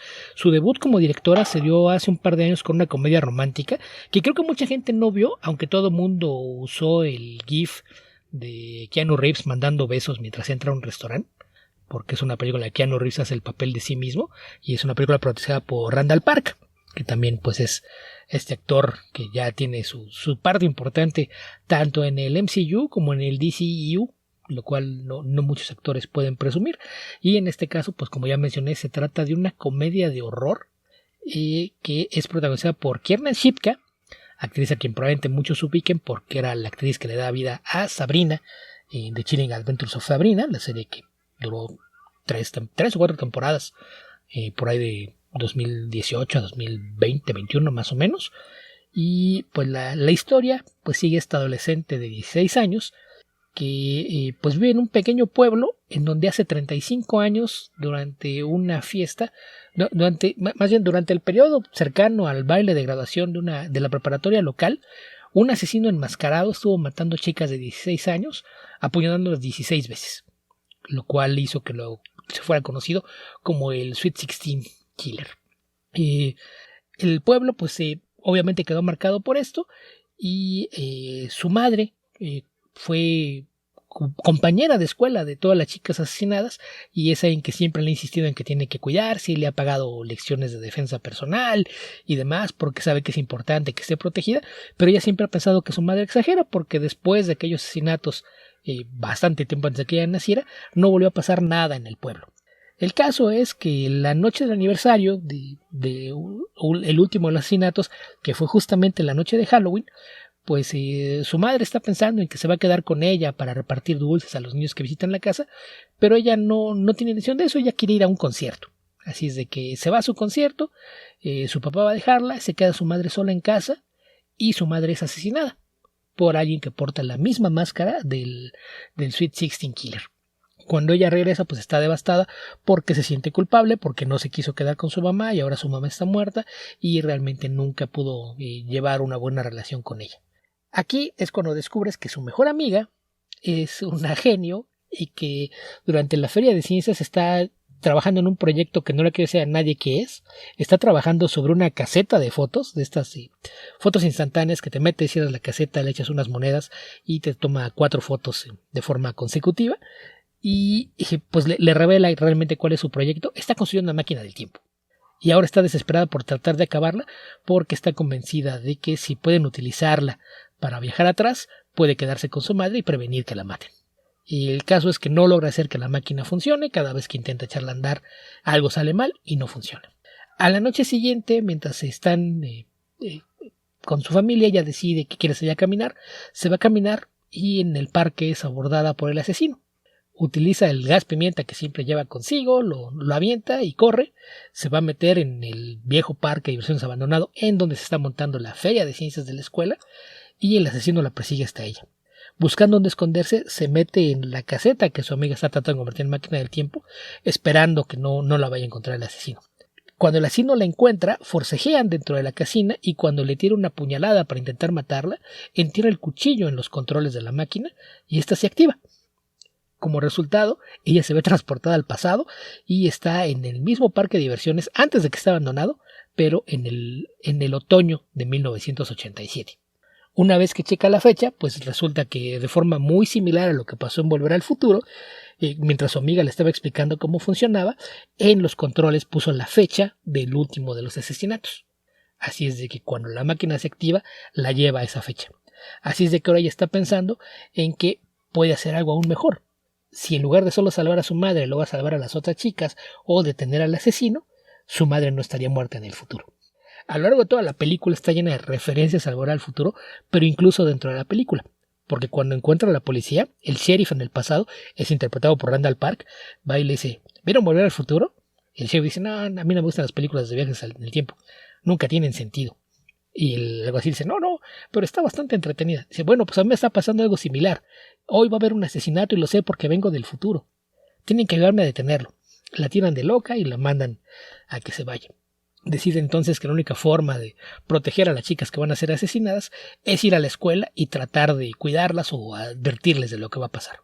Y llega con toda la idea de presentar una mentira y decir que es una estudiante de intercambio que viene de Canadá, pero pues llega al escritorio ahí con la secretaria. Hola, soy fulanita de tal y vengo de Canadá. Me dijeron que iban a estar aquí mis papeles del pase. Soy un estudiante de intercambio. Ya está esperando que le hagan más preguntas o interno. Y dice así, y en esta forma y preséntate en tal salón. Y cada vez que va a preguntar algo, siempre nada más dice alguna mentira y le dicen que sí. Y dice, por Dios, qué fácil era hacer todo esto en los 80. Y a lo largo de la película pues te vas a encontrar con todas situaciones de siempre el shock cultural, ¿no? Cuando tienes a una chica que nació en este siglo y que está en los 80, ver qué tan distinto era el mundo o la forma en la que se comportaba la gente, pues algo que se convierte en un shock, pero ninguno como el de conocer a la versión adolescente de su madre, que descubre que no solo era compañera de clases de las chicas asesinadas, sino que era la mejor amiga de ellas. Eran las 4 mejores amigas y eran las chicas alzadas y prepotentes de la prepa a las que nadie quería y se hacían llamar las Mollys, porque todas eran fans de Molly Ringwald y solían ir a las fiestas cada una vestida como una versión distinta de Molly Ringwald. Molly Ringwald en una película distinta. Entonces, Pretty in Pink. Por ejemplo, Breakfast, ¿cómo se llama la otra? Breakfast Club, el club de los 5. Breakfast Club. Bueno, el caso es que son las Mollys por eso, y entonces empieza a entender algunas cosas. Y empieza a tratar de entender a los demás. Oye, pero ¿sabes de alguien que las odia? Toda la escuela, son un fastidio, nadie las soporta. Entonces le complican mucho el tratar de prevenir que las maten. Se las arregla para colarse a la fiesta en la que van a matar a la primera de ellas y logra cambiar la historia, pero el cambio es parcial. Porque lo único que logra es que no la maten en la cochera de su casa como ocurrió originalmente, sino que es asesinada en la recámara de sus padres.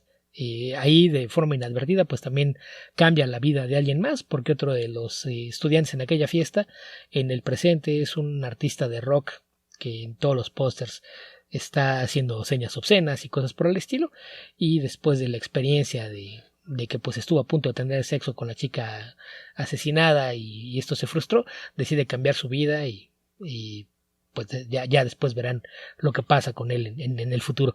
Pero la película es bastante divertida, es mucho más comedia que slasher, realmente se enfoca más hacia el lado de la comedia que hacia el lado del horror, pero juega mucho con las convenciones del género, ¿no? Esto del asesino enmascarado que siempre acecha en las sombras, pues obviamente vas a encontrar, aparte de las muchísimas referencias dentro de la historia o en el contexto de la historia que hay a Volver al Futuro, pues obviamente hay alusiones a Halloween, a Scream, etcétera.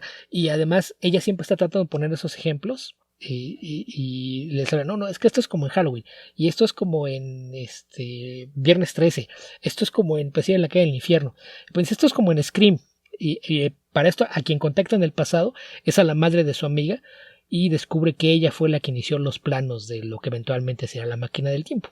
La hija lo que hizo fue refinar algunas de las ideas para construir la máquina y la convence de que le tiene que ayudar a reconstruirla para que eventualmente poder regresar a su tiempo. Y en algún momento sí le dice a una fila, no, es que esto es como Screen. Y dice, ¿qué? No, espera, esa todavía no sale. No la has visto, olvídalo. Esa referencia no nos sirve. Entonces la película es bastante entretenida, es la clase de cosas que mucha gente dice que es como la entrada al horror. Si eres de esas gentes que quieren que a lo mejor sus hijos o sobrinos o lo que sea, niños o adolescentes, empiecen a ver horror, pero no quieres mostrarles todavía nada demasiado sangriento, demasiado miedo, esta es la clase de cosa que puede funcionar porque tiene algunos elementos de horror, pero se enfoca de una forma bastante más marcada hacia el lado de la comedia. El elenco me parece que hace un trabajo bastante bueno. La actriz que hace de la madre de la protagonista, que por cierto también hay algunos chistes con su nombre. Su madre en el presente la interpreta Julie Bowen y en el pasado la interpreta Olivia Holt, y sí hay un cierto parecido físico entre ambas actrices que hace que la idea funcione bastante bien. A Olivia Holt probablemente algunos la ubiquen porque sí tiene varias producciones, sobre todo para Disney, y volviendo a lo del crédito nerd, era ella quien le daba vida a Tandy Bowen en la serie de Cloak and Dagger y en Runaways. Entonces aquí en esta película sí hay varios lazos que tienen que ver con cómics y temas afines, y como ya mencioné, se trata de una película muy muy divertida. La verdad es que a lo mejor no le saca todo el jugo que se podría a la premisa de jugar con los viajes en el tiempo y los signos seriales, que es algo que también se ha convertido en una idea más o menos común últimamente en el cine de horror. Ya había comentado por aquí Feliz Día de tu Muerte con lo del loop temporal, que había gente que la comparaba, que en ese sentido creo que tiene un poquito más de similitudes con la estructura de Feliz Día de tu Muerte 2, pero pues ese es un tema aparte. Pero la película me parece que es bastante divertida, la es que vale mucho la pena. Es una producción original de Blumhouse que fue distribuida por Amazon Prime Video, así es de que allá es donde la pueden encontrar, aunque en lugar de ponerle el título original que tiene la película, traducirlo que Totally Killer sería Totalmente Asesino, que es un poquito haciendo referencia a la forma de hablar de los adolescentes, de utilizar todos estos adverbios como descripciones para todo. Entonces el Totally Killer pues es pues un juego de palabras respecto a que la forma en la que se ve un vestuario, por ejemplo, puede ser muy atractiva. Traes un atuendo matón, hacer esa referencia con la idea del asesino serial, pero pues a algún chistoso parecer que de repente las plataformas de streaming contratan a la misma gente que traduce para las distribuidoras de cine, y en español se llama Dulces y Sangrientos 16. Sí. Bueno, mira, en defensa de ellos creo que no tratar de traducirlo literalmente no hubiese tenido No sentido. Funcionaba. No. Es uno de los casos en los que tienes que ponerte creativo. Pero más allá de forma que menos obvia. haya sido un buen ejercicio de creatividad, que es otro cuento, no era posible la traducción más específica. Sí. Porque acá, por ejemplo, en Chile también tiene sus formas de decir, como habrán notado. Cuando la gente dice, no sé, oye, ¿te gusta tal cosa? Lo que sea, conducir. Las personas en Chile muchas veces responden todo el rato, que no tiene sentido fuera de Chile. Y generalmente provoca gracia. Entonces tú le podrías poner una película todo el rato, y si lo tratara de traducir a otro idioma no Incluso en otros países no se entendería. Sí, a veces el tema regional también es un problema con las traducciones. Sí. En fin. Otra cosa que vi, Beto, pero esto ya es comentario muy, muy breve, fue Blue Beetle. Ok, ¿qué te pareció? Que tú ya lo habías comentado, por eso breve. Me gustó, me pareció que era una película entretenida. Tal vez el único problema que tengo es que es como la, no sé, 40ª película entretenida de superhéroes que he visto. Dentro del género de las películas de Spider-Man, donde están todas las películas de Spider-Man, no es la mejor. Pero está ok, está mejor que Spider-Man 3, por ejemplo. Es bastante sencilla, tiene en beneficio, no es tan ambiciosa, trata de presentar al personaje de manera sencilla, le da mucho énfasis a la comunidad hispana, a pesar de que el español que escuché por ahí es un poquito extraño en algunos casos.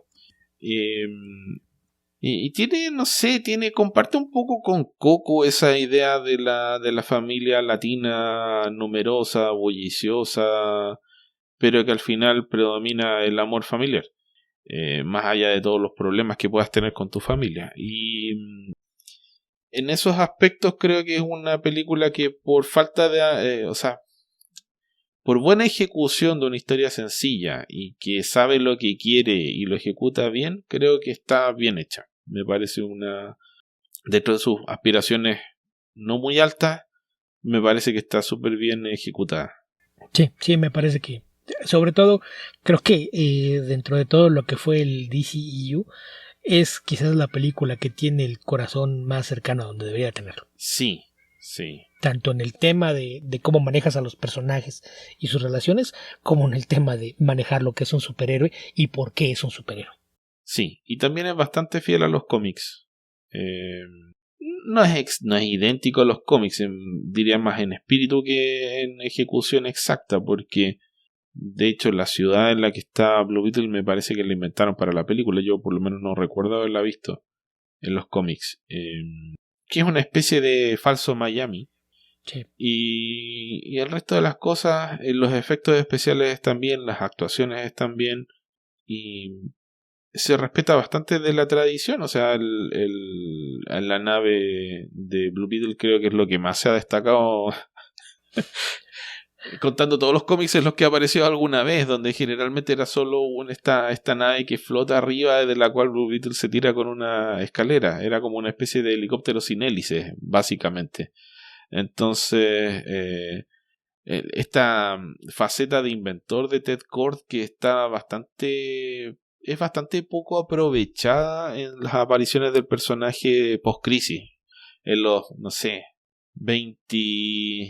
21 años que aparece post-crisis antes de que lo maten, y todas las veces que apareció después, es muy poco lo que se destaca la faceta de inventor de Ted Kord. De hecho, lo hacen rápidamente, pierde su fortuna y se transforma simplemente en un superhéroe más, en un Batman de día. Y aquí, a pesar de que no es un personaje del que se habla, que no aparece, casi no aparece, es bastante fiel a la esencia del personaje en todas sus apariciones, por lo menos las que conozco yo. Hay algo ahí para ver. Incluso se dan el lujo de hablar de ¿cómo se llama? Ted Garrett. Uh-huh. Garrett es el apellido, pero no me acuerdo si es el nombre de Ted o no. No es Ted, es ¿Paul? No. Dan Garrett. Dan Garrett. Que es el Blue Beetle original. Así que eso sí, me gustó. La recomiendo si es que no están extenuados de ver películas de origen de superhéroes. Sí, y en ese sentido creo que sabe más como una película del MCU que una del DCU, ¿no? Bastante humor. Sí, dije que es una... Buenas no es la mejor película de Spider-Man, pero tampoco es la más mala. No, pero en ese sentido se siente más se siente bastante distanciada del tono de las películas de DC, y pues eso tiene mucho que ver con que pues ya durante la producción se le hicieron algunos cambios al guión y demás, donde ya James Gunn tuvo por ahí un rol como consultor. La película es presentada por Peter Safran, y de hecho ambos han dicho que aunque esta película todavía no es parte de su versión de DC, que Blue Beetle sí es el primer personaje de su versión de DC. Lo cual es algo extraño, como que esto hagan de cuenta que todo es de nosotros, pero el personaje sí lo vamos a usar. Tanto se parece al MCU, Beto, que Blue Beetle pelea contra una versión mala de sí mismo. Sí. Que pues, en ese sentido tampoco es algo distinto a los cómics, ¿no? Porque realmente todos los villanos del primer año en el cómic de Jaime Reyes eran distintas versiones de su armadura. Así es de que en ese sentido eso también es fiel a los cómics. Y lo que decías del español, fíjate que se habla mucha gente en la zona de la frontera, muchos mexicanos de segunda generación, ya la idea de no tener el español como primer idioma ha provocado que se altere un poquito el lenguaje, pero sí es más o menos así como suenan. Y pues de hecho la familia es interpretada mayormente por actores mexicanos, porque tanto los actores que hacen a su padre y su abuela son mexicanos. Si no mal recuerdo, la que hace de su madre creo que es mitad mexicana, creo que sí ya nació en Estados Unidos, que ella aparte aparece en la primera de Depredador, ahí aparecía bastante más joven, pero hubo cosas ahí que pues, a lo mejor no es la clase de humor que a mí me llama la atención, pero me dio mucha risa la cantidad de referencias que hacen a telenovelas, en particular a María la del Barrio, canción incluida, y al Chapulín Colorado, ¿no? Que cuando les hackean... Tiene toda una secuencia del Chapulín Colorado y todo. Bueno, si te refieres a la escena post-crédito es esa parte, pero cuando utilizan justamente esa animación del Chapulín Colorado cuando hackean el sistema de seguridad, y están todos, ¿pero qué está pasando? Y el único hispano en la habitación dice, ¡ay, el Chapulín Colorado, qué chistoso! El único que entiende la referencia. Lo único que no me gustó, Beto, y esto es un asterisco muy menor, es que cuando está terminando la película, ponen una canción de Soda Stereo que no tiene nada que ver con el momento de la película. Sí, ponen a cuando pasa el temblor. Sí, ahí sí como que no se entiende cuál era la razón. Fue la única canción teniendo en español. Tantas canciones de Soda Stereo para elegir, yo creo que ahí es como que la eligieron más por la música que por la letra, obviamente. Y creo que ese fue un momento que dije, ¿por qué esta canción de Soda Stereo de todas las canciones de Soda Stereo que podrían haber elegido? Sí, también hay muchos chistes por ahí que hacen... Tiene muchos temas sociales que también cuando comenté la película yo lo mencioné, que lo hacen de una forma que no es tan obvia o evidente, ¿no? Por ejemplo, la forma en la que a todos los hispanos los ven como genéricos, ¿no? Al asistente de los villanos que siempre va por Harvey Guillén, que siempre le dicen Sánchez, Sánchez, Sánchez, y no se llama Sánchez, ¿no? Era el doctor José Francisco Morales Rivera de la Cruz, y siempre le están diciendo ¿eso era? Yo me acuerdo que era muy largo, pero no recuerdo cuál era el nombre. Sí, era el doctor José Francisco Morales Rivera de la Cruz, no Sánchez. Que aparte de Harvey Guillén, que es un actor que también ha gozado de cierto poder en años recientes, sobre todo por el rol que tiene en la serie de What We Do in the Shadows. Y que es una de las voces de unos personajes principales en la más reciente película El gato con botas. Él era quien le daba la voz a Perrito. Imposible que sepa eso, Beto. Sí, lo sé, Esteban. Tú solo ves YouTube y series que no tienen que ver con cómics. Es verdad. Susan Sarandon aparece en esta película. Como mala de Malolandia. Creo que ya se acabaron los actores que no han hecho una película de superhéroe alguna vez. Todavía hay por ahí varios, pero cada vez son menos. Cada vez son menos. Ok. No tengo nada más que comentar, Beto. Pues también y creo por que tiempos, estamos llegando al final de este episodio. Yo creo que ya no hay más tiempo para comentar nada más de todas maneras. Sí, ya es hora de ir cerrando, sobre todo porque me estoy quedando dormido, Beto. Y tienes una hora diciendo eso, entonces sí, probablemente sea momento de... Probablemente sea cierto. Ok. Recuerden que nos pueden encontrar en www.comicverso.org. Si desean ingresar a cualquiera de nuestros sitios en redes sociales, lo pueden hacer desde ahí, que están los vínculos a X o Twitter, Facebook, y bueno, creo que está el de Instagram también, que ya no lo usamos. También pueden unirse a nuestro Patreon, www.patreon.com/comicverso, donde pueden acceder a nuestros especiales mensuales, a nuestros minisodios para superhéroes. Si aportan desde $5 o más al podcast, por el tiempo que lo aporten, y a la publicación anticipada de cada nuevo episodio de Comicverso. Si desean unirse a nuestro Discord, recuerden que lo deben hacer ingresando a bit.ly/discordcv, discordcv todo con mayúscula. ¿Dónde te puede encontrar la gente, Beto? Bueno, estoy presente en Twitter, aunque algunos lo llaman ya X. La plataforma pues está cada vez peor, pero pues mientras siga teniendo algún uso estaré todavía presente por ahí. Ahí me encuentran como Albion2112. Ya como plan alterno me pueden encontrar también en Blue Sky como albion2112.bski.social, que es el formato que tienen por allá las direcciones. Y pues más allá de eso tengo un blog que en eso está ligeramente abandonado, que es sugerandeseas.blogspot.com, donde publico reseñas y comentarios de cine, televisión, cómics y novelas mayormente. Además de eso tengo una página de Patreon que encuentran en patreon.com/guiaficcionauta, donde además de acceso anticipado a esos mismos textos y reseñas del blog, hay contenido original para esa plataforma que generalmente es exclusivo. Había comentado también que estaba haciendo traducciones y la que está por aparecer, que es lo que estaba haciendo en estos días, encontré una entrevista de finales de los 80 con Mark Wolfman hablando de Batman, de su pasado o su futuro en aquel momento, cuando acaba de aparecer a Lonely Place of Dying, por ejemplo, y es interesante ver las impresiones que el escritor tenía en aquel momento de Batman, además de algunas impresiones sobre la labor de Bob Kane como creador del personaje. Entonces creo que vale la pena echarle un vistazo a esa entrevista que apareció en el número 74 de la revista Comics Interview. Es de donde estoy rescatando esa entrevista. Más allá de eso, pues soy colaborador regular del irregular poderoso podcast Comecase, además de que también colaboro de forma bastante frecuente en el podcast de archivos temporales de nuestro amigo Héctor McCoy, y que cuando estés escuchando esto pues ya tendrá por ahí algunos días que está disponible el episodio que le dedicamos a Drácula, un episodio largo en el que hablamos mayormente de la novela y sus adaptaciones al cine, ya sean oficiales o no oficiales, con nuestras habituales desviaciones para hablar de distintas versiones de Drácula. Es un episodio bastante largo, pero creo que bastante entretenido y lleno de información. Ok, Beto. La gente a estas alturas busca esos meandros informativos de temas, no sé, de variedad, ¿no? Sí, por algo sí. Escuchan archivos temporales. Además de Drácula hay muchísimo que decir. Debe ser el episodio más largo que he grabado con él, y nos faltó hablar de muchísimas cosas. Ni siquiera hablamos de Drácula en los cómics, que también se hubiera dado para mucho tiempo. Sí. Habitantes del futuro, donde sea que estén y cualquiera que sea el momento en el que estén escuchando este podcast, que tengan ustedes muy buenos días, muy buenas tardes o muy buenas noches. Cuídense mucho. Hasta la próxima.